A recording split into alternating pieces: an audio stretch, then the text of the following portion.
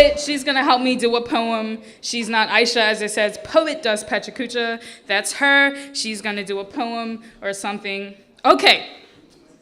Are you trapped in a boring office bullpen, typing keys in a monotony that you long memorized after the first 10 tries? Well, buddy, what if I told you that you can be in Fiji in less than 3 blinks, that you can be in an aeronaut in 40 winks, that you can leave and stay exactly where you are?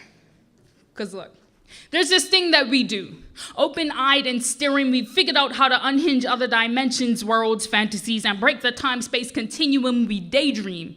Recently, scientists, doctors, and some other people in lab coats confirmed what we've already known, that daydreaming is good for us, that the mind, body, and aura around us all benefit from the more than occasional trip to reverie, like the reality skip we take and infiltrate our blood, like our hearts will pump faster if it knows we're speeding through Gotham on a 200-mile-per-hour car chase because you just felt like being Batman that day. Our bodies know how to prep us for the real and the really there.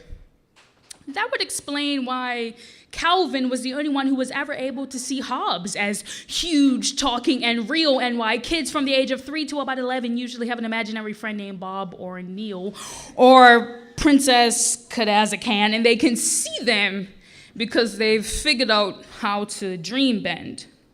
Because that's what daydreams are.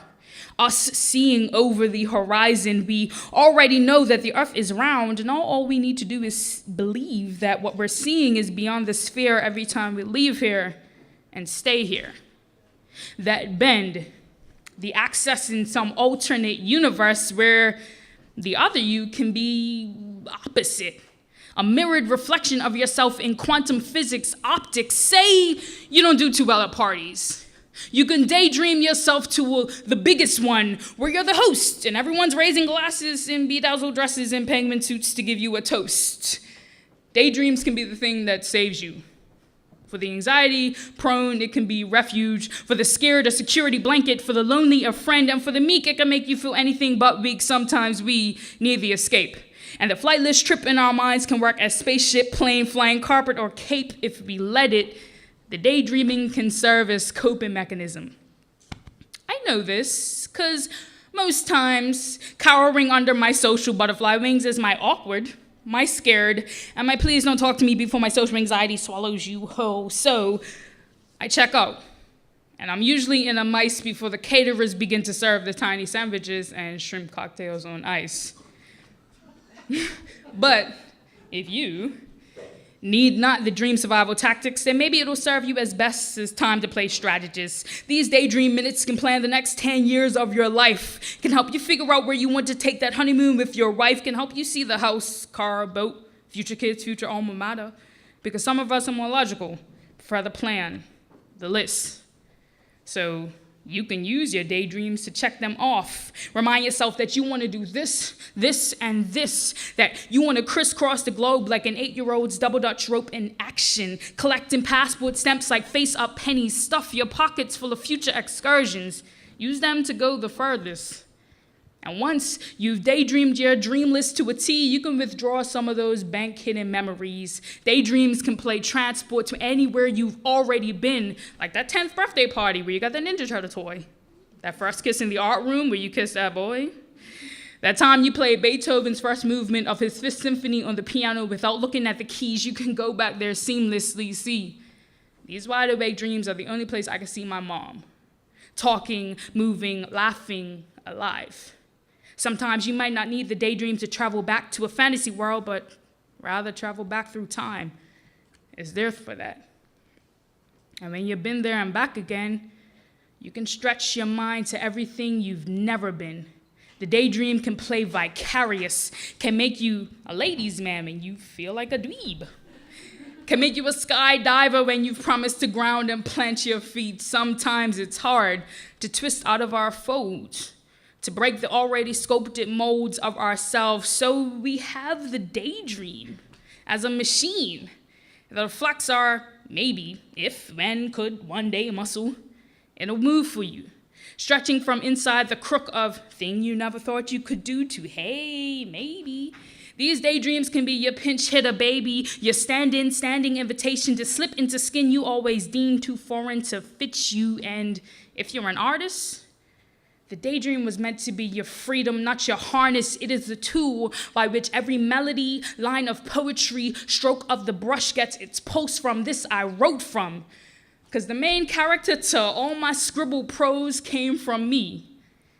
Haphazardly tumbling through reveries, I found him, tilting his head at 180 degrees, lost in his own daydream, so I named him Sideways, to always remember which way to look whenever I run out of things to say. And now he appears in my notebook every fucking single day. And if you don't happen to be an artist, don't worry. The daydream is here to be your everything else. You like numbers? Daydreams can be the Fibonacci spiral to your Archimedean equations. You like animals? They can be cows rising and howling like there was enough of them to fill the full moon. You love food? Me too. How many new ways can you dream honey into an entree, or pizza into a croquette, or wine into just wine by itself? Head into your mouth, that's a perfect daydream in itself. Seriously. And maybe if not for all the other stuff, then just for you. Because daydreaming is one of the most beautiful things our brains can do. Every unseen thought is us etching onto canvas. You are the most astonishing museum. You hold a lifetime of art just waiting to be made. So be the mind wanderer. Be the space cadet. Watch for birds and keep your head in the clouds. Fall victim to mice and take every negative daydreaming connotation and spin it to shame itself. Turn your synapses to sprints. The next time you're at your desk, in the park, walking the dog, in the checkout line at the grocery store, magic yourself a daydream. Become a follower of the phantasm. It's a spectacle. I promise you will go everywhere you need to and you won't ever have to move.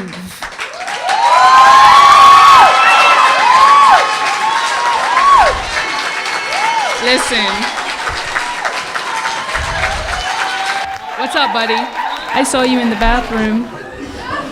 Just quickly, is it escapism or is it self-actualization? Big words.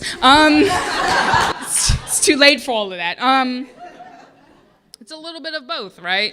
Especially, okay, so I can only speak for me. As an artist, yes, self-actualization comes into it 100% because I need to dream in order to be able to, like, align myself and be creative. But escape 100%, because although, you know, I live on an island and it's beautiful, grass is always greener, I've always been daydreaming about everything friggin' else. I've always been daydreaming about being elsewhere. Also, I 100% support this. Everyone should daydream. And that whole second slide, scientists have been saying it's good for your brain. So I'm just saying. Just saying. Ayo, really? All the pictures? Damn it. Other questions? People who dream? Yeah, me.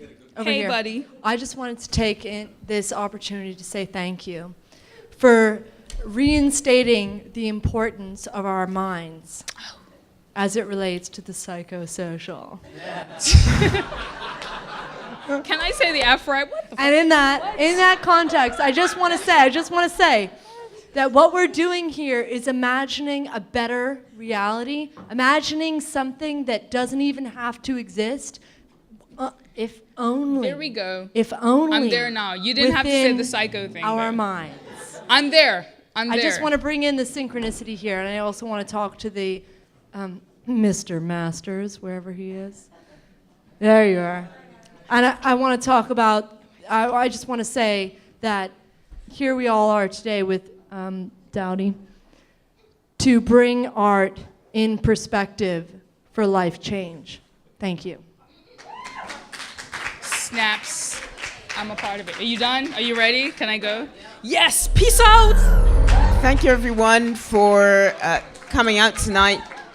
And I have to say, personally, I'm quite impressed with the number of people, mainly because at one of the practices yesterday, I sort of looked at Nikki and I said, what about posters? And she's like, oh yeah, we didn't do those. So thank you for actually paying attention to Facebook, because that, I think, was about the only place that you saw it. I think it's an article in Bird News, one Royal Gazette. So I'm glad that you're here. I want to say a big shout out to, first of all, Bermuda Society of Arts for hosting us today.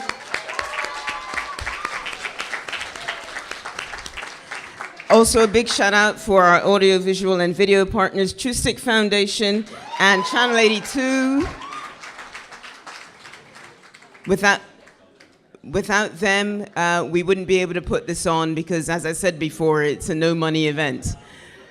The next one is February 5th. It's a Thursday in 2015, and it is scheduled to be at Warwick Workmen's Club. So for those of you who have never been there, including me, we're in for an adventure. So we'll see you next year. Thank you. All right, so this is my second Pecha Kucha. The first one was amazing. The second one was like some sort of superlative of amazing, and I'm super excited to be here. I'm super excited to take time out to like be an artist and like try to write for these presentations because they're inspiring, they're like invigorating, and they do things for your brain. So I'm just happy to be a part of it. That's it. Well, we're here at the Volume 9 of Pecha Kucha Bermuda, and it's really been a fantastic turnout here at the Bermuda Society of Arts. We had an enormous variety of speakers this evening. I think Nikki was actually one of our speakers, although she's also one of our organizers. You think? Were you not paying attention, AD? Yeah, it was fantastic tonight. The variety was great. The questions, the interaction, and also, as you say, just so many different thoughts and ideas to put in everybody's mind. I think as an event, it certainly is growing from strength to strength. And a couple of people talked about the National Tourism Plan, and I understand they're trying to focus on the arts in the winter. And they really should pay attention to events like this because we're already happening. We're already taking place, and we've already got an audience.